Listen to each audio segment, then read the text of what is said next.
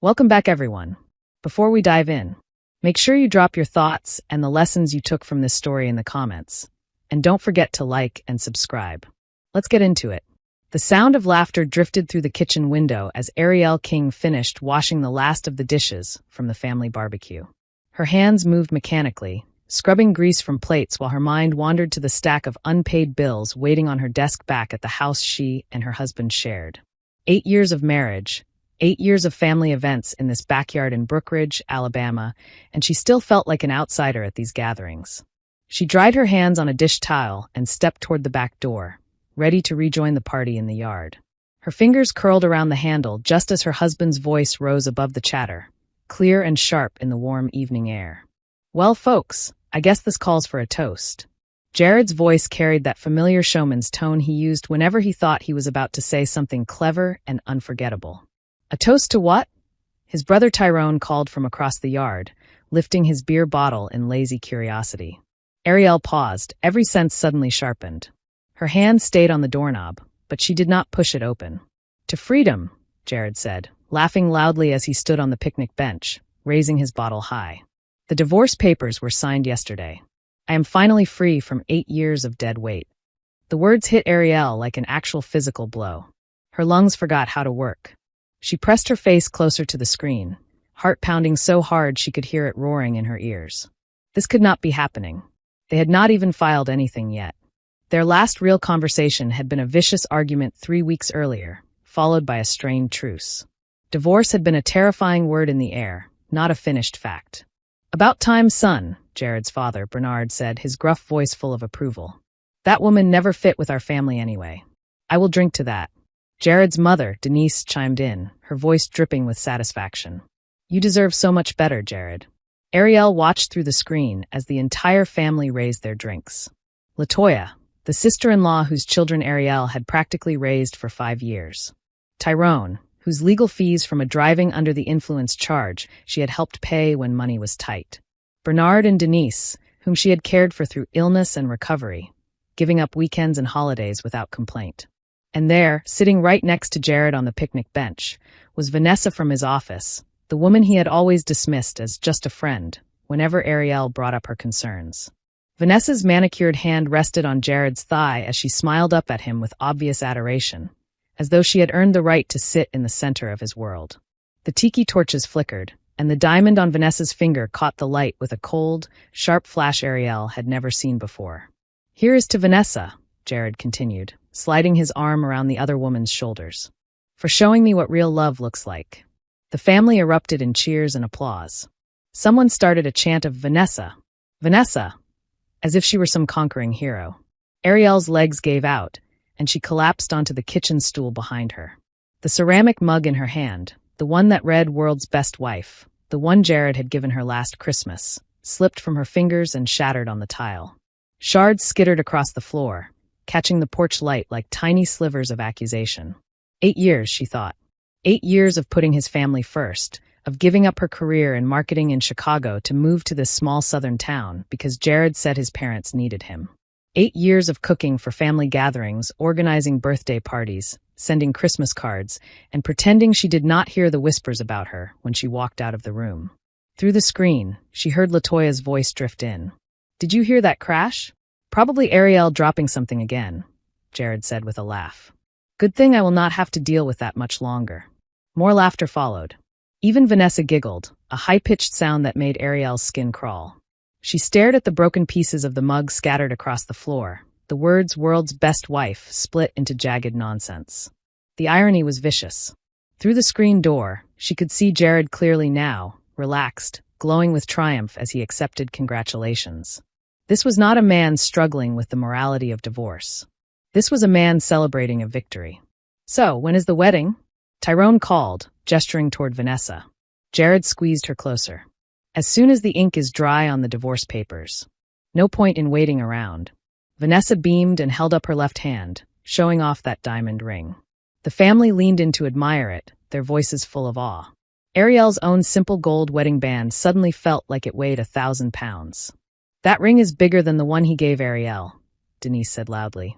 "Well, Vanessa deserves the best," Jared replied. "She has been patient, waiting for me to end things." Patient. Waiting. The words sliced through Ariel's haze. This had not been a sudden collapse after a few bad arguments. This had been planned, calculated, orchestrated while she had been desperately trying to salvage something he had already declared dead in his mind. She remembered begging him a week ago to try counseling. He had looked her in the eye and said they should work on things, that he still loved her, that they needed better communication. Listening now, she realized every word had been a lie designed to keep her quiet while he rearranged their life without her consent. The back door opened, and LaToya stuck her head inside. "Ariel, you okay in here?"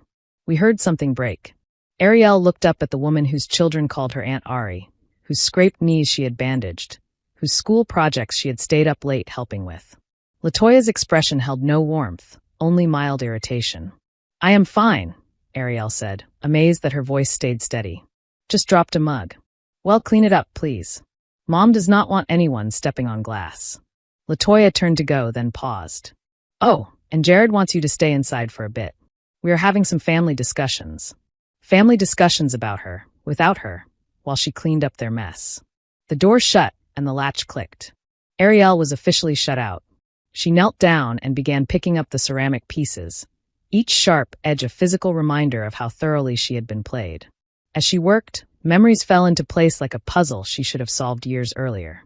Vanessa showing up at company events 6 months ago, somehow always ending up seated near Jared. The way his family had become colder over the past year, muttering about how she was holding him back. The late-night work calls, the weekend business trips, the sudden criticisms that seemed designed to provoke fights over nothing. Outside, the party continued. Someone turned up the music. The smell of grilled meat still drifted in. Her husband was out there celebrating the end of their marriage like a holiday, surrounded by people who were supposed to be her family, too. Ariel dropped the last shard into the trash and stood up, her decision crystallizing in her chest like ice. If Jared wanted to humiliate her, to treat their marriage like a joke, then he was going to learn what it felt like when the joke turned on him. She walked to the sink and stared at her reflection in the dark window. The woman looking back seemed smaller than she remembered. Tired eyes, shoulders slightly hunched, a softness born from too many compromises. Underneath that, though, something new had woken up. Rage.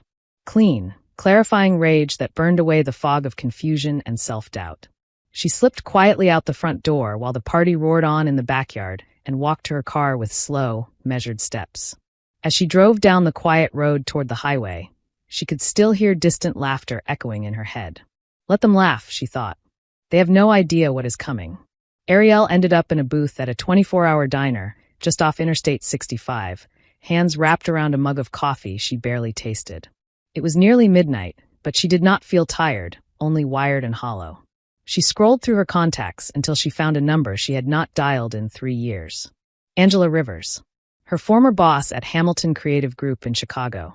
The woman who had once told her she had some of the sharpest instincts she had ever seen in a strategist. She pressed call before she could lose her nerve. Angela answered on the third ring, voice groggy but immediately alert. "Ariel? My goodness, what time is it? Are you all right?" The genuine concern nearly broke her. It had been so long since anyone spoke to her with that kind of care. "I am sorry for calling so late," Ariel said, her voice cracking. "I know it has been years, but I did not know who else to call." "Are you safe?" Angela asked first. "Yes, I am safe. I am just sitting in a diner parking lot trying to figure out how I let my life become this." "Tell me what happened," Angela said gently. So Ariel did. The story poured out in a raw, disjointed rush, moving to Brookridge because Jared said his aging parents needed him, leaving a 6-figure salary and a fast track to promotion, becoming his family's unpaid caretaker and maid, struggling to fit in while they judged everything from her clothes to her ideas. Then the barbecue, the toast to freedom, the ring on Vanessa's finger, the laughter. Angela listened in silence, only interrupting to ask the occasional question that kept Ariel talking. "Do you remember when I left the company?" Ariel asked finally. "What I told you." "Of course," Angela said. "You said his parents needed you, that he could not manage the business and their care without you. You were so excited about building a life together." Ariel gave a bitter laugh. "I was in love." "No," Angela corrected softly. "You were generous. There is a difference."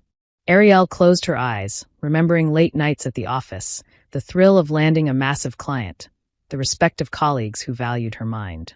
She had given that life up for a man who had just toasted her as dead weight. I have a 3-year gap in my resume, Ariel said. No references from Brookridge except my lying husband. I am 34 years old, and I feel like I have nothing. That is not true, Angela replied.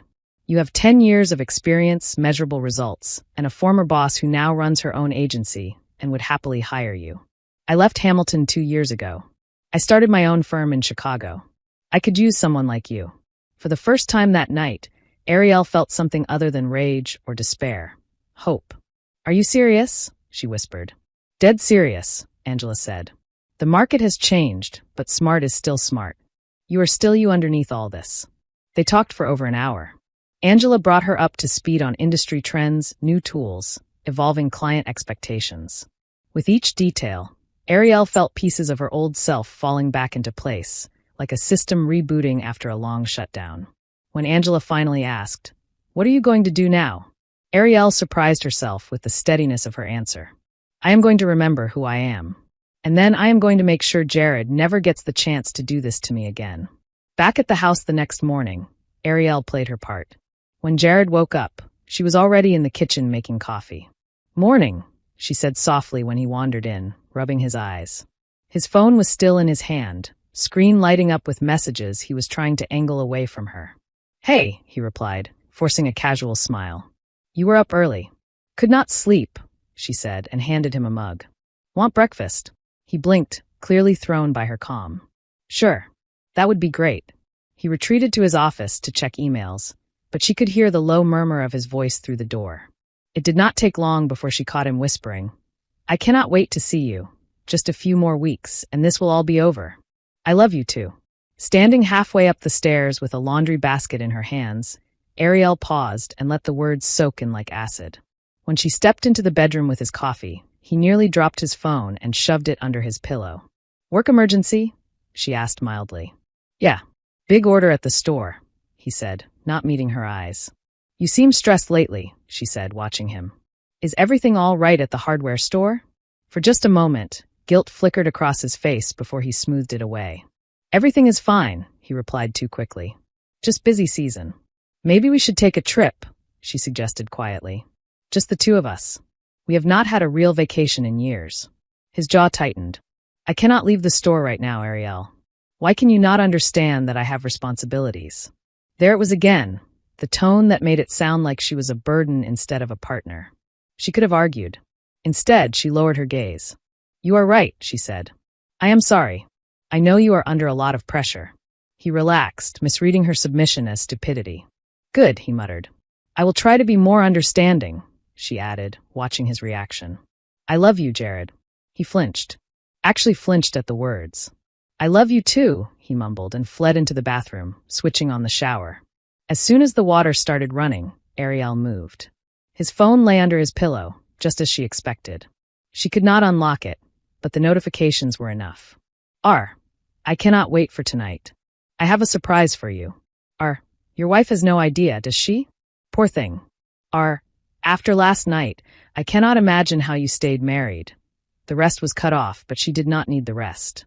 She laid the phone back exactly where she found it, then went downstairs and forced herself to breathe. There was one more door she had never tried to open before. Jared's office door was locked, which was new. She went to the kitchen junk drawer, dug past old batteries and rubber bands, and found the spare key he had used once when he locked himself out. The key turned smoothly. Inside, the office was tidy and carefully curated.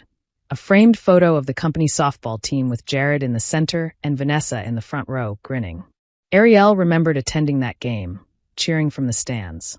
Somehow she had not made it into the photo on his desk. His computer was password protected, but his filing cabinet was not. The top drawer held what she expected: bank statements, credit card bills, investment records. Her hands moved quickly, pulling out each folder, snapping photos with her phone, then returning the papers exactly as she had found them. It did not take expert eyes to notice questionable transactions. $2,000 at an upscale jewelry store in Birmingham. She had never received that jewelry. Multiple charges at a downtown restaurant Jared had always told her was too expensive. Hotel bills at local hotels when he certainly had not been traveling for work. When the shower stopped upstairs, Ariel was back in the kitchen cracking eggs into a pan. By the time he came down, freshly shaved and dressed nicer than usual, she had his plate ready. "Smells good," he said, distracted. His phone buzzed, and he checked it habitually. "What time will you be home tonight?" she asked, placing the plate in front of him. "Late," he said. "We are doing inventory."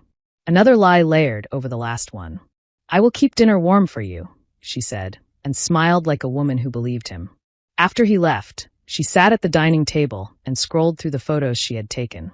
Even without a spreadsheet, she could see the pattern. Money bleeding slowly out of their joint accounts. Deposits into accounts she had never heard of. Transfers just small enough to avoid triggering alerts. She had built a career on reading data and finding hidden stories. The story in these numbers was brutally clear. Jared was not just cheating. He was stealing. 2 weeks of pretending not to know nearly broke her. But that facade bought her something priceless: time. Time to gather records, to quietly visit Brookridge Community Bank, to sit across from loan officer Pamela Green and ask carefully worded questions. "I am just trying to understand the recent transfers from our joint accounts," Ariel said calmly, sliding statements across the desk. "Some of these authorizations have my signature, but I do not remember signing them." Pamela compared documents, her face gradually tightening. "These signatures do not match," Pamela said finally. "The transfer forms have clear differences from your original signature card. Mrs. King, I am afraid this may involve forgery." Ariel felt her stomach twist, but kept her voice level. "I understand. I would like a full printout of our account history for the past 3 years, including any linked accounts and trusts where my name appears." Pamela hesitated, then nodded. "I am obligated to advise you that this could be a criminal matter. You may want to contact law enforcement." "I will," Ariel said, "right after I speak with an attorney." The next stop was the law office of Hart and Associates in downtown Brookridge. Senior partner Kimberly Hart was in her early 40s, sharp-eyed and composed, with an energy that suggested she thrived on conflict. She listened as Ariel laid out the story from the barbecue to the forged signatures. "Let me get this straight," Kimberly said, tapping her pen. "Your husband has been having an affair. He has been moving marital funds into accounts you did not know about, using forged signatures. And he is planning to divorce you without your knowledge." "Yes," Ariel replied. "And I have documentation." Kimberly's smile was predatory. "I like you already," she said. "You did the right thing by gathering evidence before confronting him. Forged signatures and hidden assets turn this from a simple divorce into something much more serious. We are talking about fraud and theft." Ariel swallowed. Hearing the words put to it out loud was both terrifying and vindicating. "What does that mean for me?" she asked. "It means," Kimberly said, leaning back, "that instead of arguing over splitting things in half, we can argue that your husband forfeited his right to marital assets when he began stealing from you. It means we can freeze every account before he moves another dollar. It means he is in far more trouble than he realizes." For 2 hours, they built a strategy. Kimberly explained how they would file emergency motions to freeze accounts and preserve assets, how they would present evidence to the court, how the criminal implications would affect the divorce. At the end, she asked the one question Ariel had known was coming. "Are you sure you want to go this route? Once we file, there is no going back. Your husband will know exactly what you know, and he will be furious." Ariel thought of the barbecue, of Vanessa's ring, of the words dead weight. She thought of 8 years of sacrifices and quiet humiliations. "I am sure," she said. The call from Kimberly came 3 days later while Ariel was standing in the coffee aisle at the grocery store.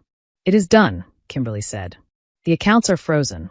The asset preservation order is signed. The divorce petition has been filed.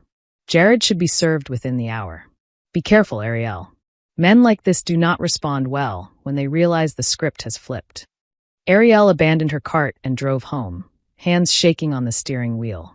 She had barely set her keys down when she heard the roar of Jared's truck in the driveway. The front door flew open. "Ariel!" Jared shouted, his voice raw with rage. "Get out here right now." She took a breath and walked calmly into the living room. Jared stood in the center of the room, face flushed, a thick stack of legal papers clenched in his fist. Behind him was his family, Bernard, Denise, and LaToya, all of them bristling with indignation as if they were the ones who had been betrayed. "What is wrong?" Ariel asked in a quiet voice that somehow made him angrier. "What is wrong?" Jared shook the papers at her. "You froze our accounts. You filed for divorce. You went to lawyers behind my back. Oh, she said mildly. You received the papers. Is that all you have to say? Denise demanded. How dare you embarrass this family like this? Dragging our name into court, involving judges and strangers. Causing a scene, Latoya added. You should have come to us first. Ariel looked at them one by one, almost fascinated by their collective audacity. Is that what we are calling it? She asked. Causing a scene? Is that what you call it when someone discovers that her husband forged her signature to steal $40,000 from their savings? The room went very still. Ariel reached into her purse and pulled out copies of the statements Pamela had printed. These are my legitimate signatures from the account opening forms, she said, laying them on the coffee table. And these are the transfer authorizations from the past 18 months. Even someone with no training can see the difference. Bernard's face paled as he leaned in. The forged signatures were similar enough to fool a quick glance, but crude when placed side by side with the originals. That does not mean anything, Jared said quickly. There has to be some mistake. Would you like to explain, Ariel asked calmly, why that money ended up in an account called the King Family Trust? A trust one never agreed to create? A trust with only your signature on the documents. He opened his mouth, then closed it again. Even if that is true, Latoya said, grasping for solid ground, you had no right to run to lawyers and freeze everything. You made us all look bad. You should have talked to us. Ariel laughed then, a short sound with no humor. Talk to you? The people who toasted my divorce while I was washing your dishes. Silence crashed over the room. Denise's face flushed. You were listening? I was cleaning up after you, Ariel said. As usual. But yes, I heard every word. Every joke about me being dead weight. Every cheer for Jared's freedom. Every compliment for Vanessa. Jared's shoulders sagged for the first time since he had stormed in. I was going to tell you, he said weakly. When? Ariel asked. After the wedding? After you finished moving everything into accounts I could not reach? After your next barbecue. Bernard stepped forward, chest puffed out. Now you listen here, young lady. I do not know what game you think you are playing, but you are not going to destroy our family over some misunderstanding. Game? Ariel's voice finally rose. You think this is a game? I gave up my career for your son. I moved states. I took care of you through surgeries and illnesses. I raised Latoya's children when she needed help. I cooked your meals, cleaned your house, and smiled while you judged me. And while I was doing all that, your son was cheating on me and stealing from me, and all of you were cheering him on. We never meant for you to get hurt, Latoya said, but her words rang hollow. Did you not? Ariel asked. Because it looked like you were enjoying yourselves. Denise lifted her chin. You never fit here, she said bluntly. You were always too much, too loud, too ambitious, too different. Jared deserves someone who understands him. Someone like Vanessa? Ariel asked. Someone who helps him commit crimes?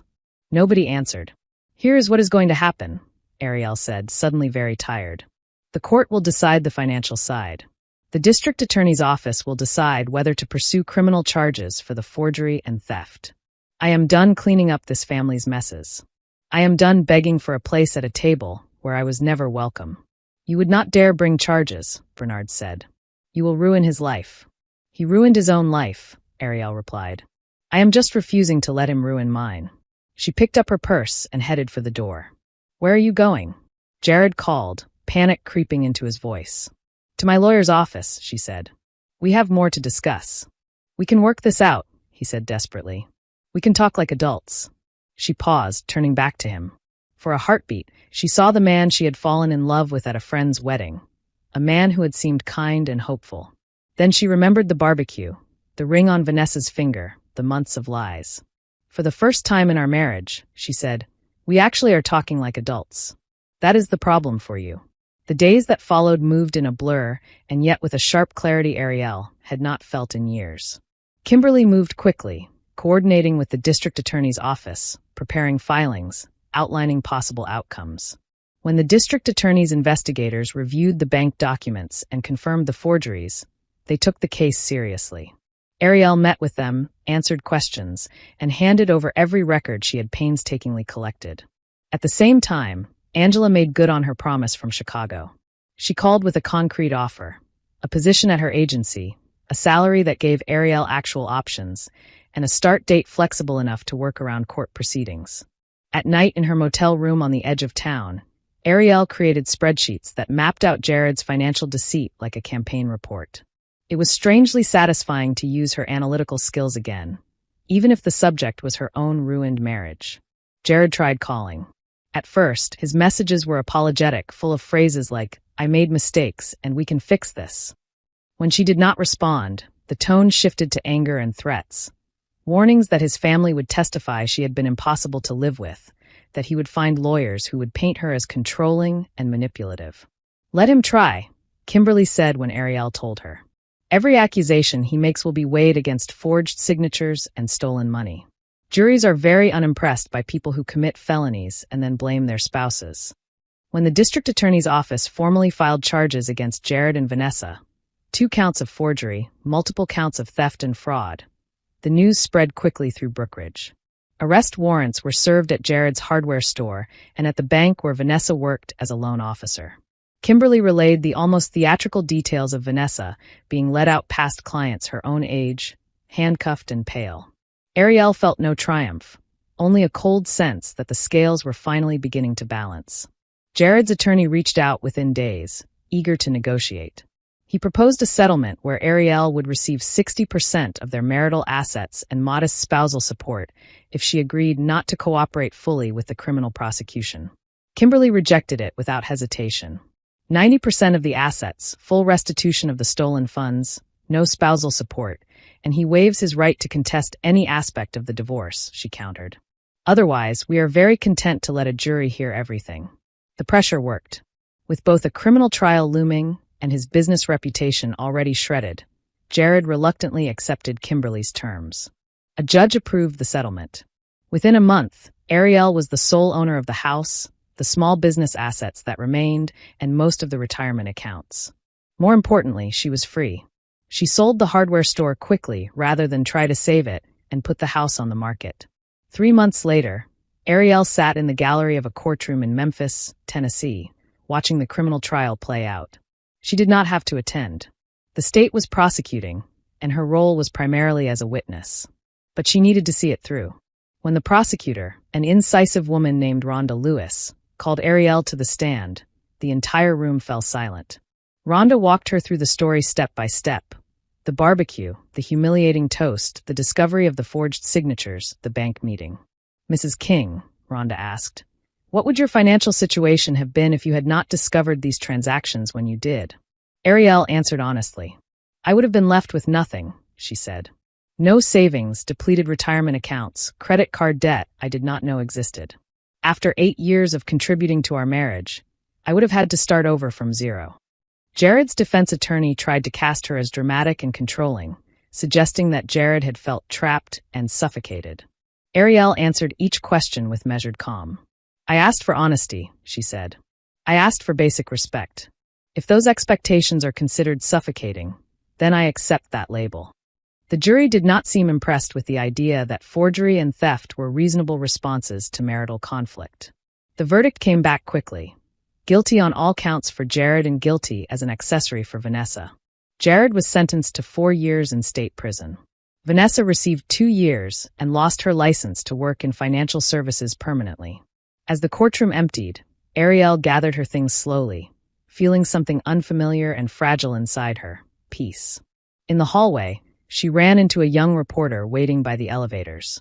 "Mrs. King," the woman asked. "I am Courtney Allen from the Chicago Tribune. I have been following your case, and I was wondering if you would be willing to talk about financial abuse in marriage. Your story could help a lot of people." The old Ariel would have turned away, desperate for privacy. This version thought of other women staring at empty bank accounts and wondering how everything had slipped out of their hands. "Yes," Ariel said. "I will talk." The article that followed was picked up nationally. It described the patterns of financial abuse, the importance of access to joint accounts, the power of documentation. Ariel received messages from women across the country who recognized pieces of their own stories in hers. With Kimberly's encouragement and Angela's support, Ariel used part of her settlement to start a nonprofit organization in Chicago dedicated to helping spouses navigate financially complex divorces and recognize early signs of financial control. 2 years passed. Ariel built a new life in Chicago working at Angela's agency, now called Rivers and Slate Strategies. Her nonprofit grew, partnering with legal clinics and shelters. She fell in love again, slowly and cautiously, with an architect named Cedric Morrison, the son of one of the agency's senior partners. Cedric listened when she spoke, respected her work, and never once implied that her success was a threat. One afternoon, as she sat in her corner office reviewing a branding proposal, her assistant, Tamara Hill, knocked on the door. "There is a woman here to see you," Tamara said. "She says it is about your ex-husband. Her name is Pamela Green." The name tugged at a memory. "From Brookridge Community Bank?" Ariel asked. "Yes," Tamara replied. "She seems nervous." Ariel agreed to see her. Pamela walked in looking older and more fragile than Ariel remembered. She clasped her purse with white knuckles. "Thank you for seeing me," Pamela said as she Saturday. "I should have come sooner. There is something you need to know." Ariel folded her hands and waited. "When you came to me about the transfers, I helped you as much as I felt I could," Pamela said. "But I did not tell you everything. I was scared. I did not want to lose my job. I already lost it later anyway." Ariel felt a prickle of unease. "What did you not tell me?" she asked. Pamela took a deep breath and opened a large envelope. "Your ex-husband did not just have one hidden account," she said. "He had several. And the money he took from you was part of a larger pattern we did not fully understand then. The Federal Bureau of Investigation is involved now. They uncovered a series of fraudulent trusts at multiple banks. One of the central players was Vanessa." Ariel stared at the documents inside the envelope. Statements from banks she had never heard of, records of transfers, notes referencing family trust structures, and asset shielding. "How much?" she asked quietly. "How much more did he take?" "Nearly double what you originally thought," Pamela said. "And it was not just you. Vanessa had been facilitating similar schemes for other clients. She was not just a woman having an affair with your husband. She was a career criminal." Pamela's voice shook as she continued. "The Federal Bureau of Investigation found detailed files she kept on her clients. Psychological profiles. Asset assessments. She studied people before she targeted them. She had a 40-page file on Jared. She knew about your prior income in Chicago, your savings, the value of your career before you stepped away. She knew exactly what you had given up." Ariel felt the room tilt slightly. "The investigators believe," Pamela said, "that you were the real target. The simplest way to get to your assets was through your marriage." After Pamela left, Ariel sat alone staring at the envelope. Her phone rang. The caller identified herself as Special Agent Mia Roberts from the Federal Bureau of Investigation. "I know this is a lot," Mia said, "but we believe your ex-husband was part of a larger fraud network orchestrated by Vanessa, whose real name is Vanessa Connors. We also believe she intentionally targeted you through him. She planned to drain as much as possible, then vanish and leave Jared holding responsibility for the crimes." "So he was a victim too?"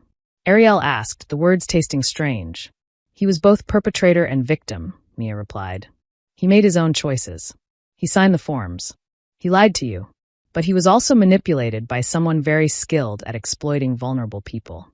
Most of the men she targeted never recovered any of their assets. You are one of the few who fought fast and smart enough to stop the full damage." That night, Ariel sat on her apartment balcony overlooking the Chicago skyline, the city lights blinking like a second sky. Cedric came out and wrapped a light jacket around her shoulders. "You have been quiet," he said. She told him everything, about Pamela's visit, the Federal Bureau of Investigation, the revelation that Vanessa had dockets full of profiles.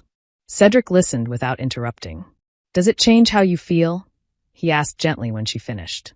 Ariel thought about it. "It does not change what Jared did," she said. "He still chose to lie. He still stole from me. He still humiliated me in front of his family. But it does explain why it all escalated the way it did, and how his family turned on me so quickly.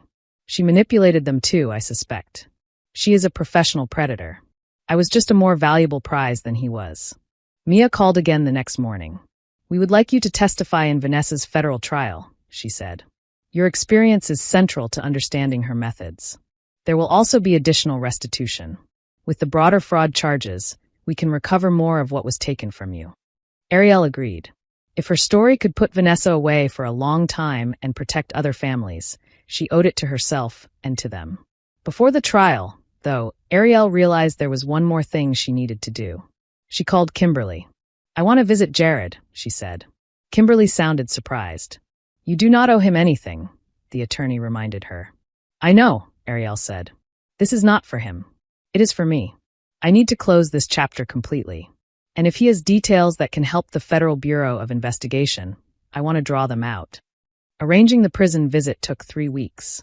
The drive to Brookridge Correctional Facility was strangely familiar. The same highways, the same exit signs, the same sense of traveling backward in time. The facility was all gray concrete and razor wire, a place that seemed deliberately designed to strip away illusion. When Jared walked into the visiting area and sat on the other side of the glass, Ariel almost did not recognize him. He looked older, with gray in his hair and lines etched around his mouth. I did not think you would ever want to see me again, Jared said, picking up the phone. I did not think I would either, Ariel replied. Things have changed. She told him what she had learned about Vanessa's broader schemes, about the Federal Bureau of Investigation's investigation, about the files and the other families. Did you know she was doing this with other men? Ariel asked. Jared shook his head slowly. I had no idea, he said. I thought I was special. I thought she chose me because she loved me. Tell me how it started, Ariel said.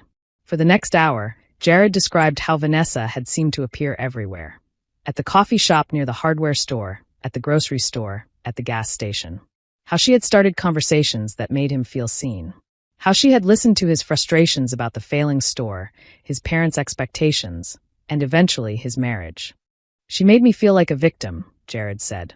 She said you were holding me back, that you were unhappy, that you missed Chicago and would leave eventually anyway. She told me I needed to protect myself financially before you abandoned me. I was stupid and selfish enough to believe her. I wanted someone to tell me my failures were not my fault. Ariel listened in silence, her anger strangely distant now. The money, she asked. How did she convince you to move it? Jared stared at his hands. She said we had to build a future together, he said. She walked me through setting up the trusts, told me which amounts would avoid alerts, coached me on what to say if you asked questions. She always framed it as protecting what I had worked for from you. I did not question it, because I wanted her to keep seeing me the way she did. It felt like control. It was actually manipulation. What about your family? Ariel asked. They never needed much help turning against you, Jared said bitterly. But she encouraged it. She would show up at gatherings and be charming to them, then later say things like, Ariel seems distant, or maybe she misses her old life. She planted seeds until they were ready to believe I deserved better. By the time of that barbecue, I was telling myself I was being brave by leaving you. He swallowed. That toast was her idea. She said if I was public about wanting out, it would help me in a divorce. She never mentioned she planned to disappear with everything. Ariel studied him through the glass. The investigators think she intended to vanish and leave you with all the criminal responsibility, she said. Jared gave a humorless laugh. She almost did, he said.